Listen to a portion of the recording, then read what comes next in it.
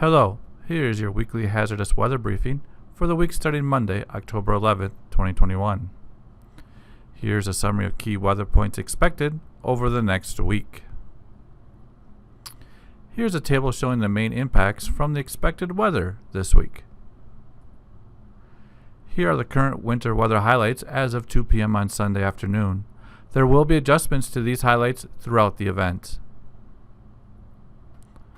The main concern this week will be the fall snowstorm from Monday into Thursday.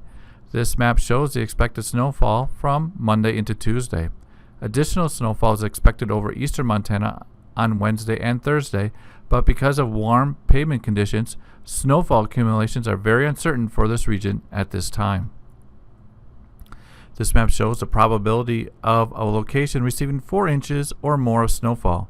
The highest probability is over southwest Montana and the western half of south central Montana. This image is the Winter Severity Index graphics for Montana for this event. The map does show extreme conditions are possible over portions of Montana. That impact could be a bit high given Montana's capabilities to handle snow, but the extreme area is the locations that are likely to be the most affected, and the potential for any impacts will be highest in these regions. This Winter Severity Index is just for blowing snow. Locations south of I-90 will have the highest potential for blowing snow impacts. Here's a summary slide of known impacts from previous significant fall snowstorms that have affected Montana. This slide shows the forecast precipitation amounts expected this week. The heaviest precipitation should fall over southern and eastern Montana.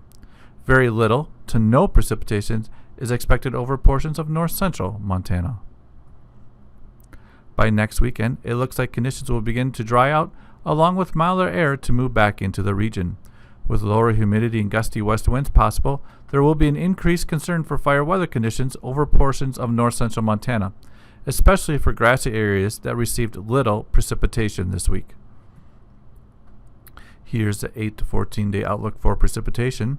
As we go into late October, the trend towards drier than normal conditions looks to be favored over much of the state. Here is the 8 to 14 day outlook for temperatures. As we go into late October, the trend towards above normal temperatures looks to be favored over much of the state. Here's a summary slide of the key weather points expected this week. If you have any questions, please feel free to contact any of the 4 National Weather Service offices at any time.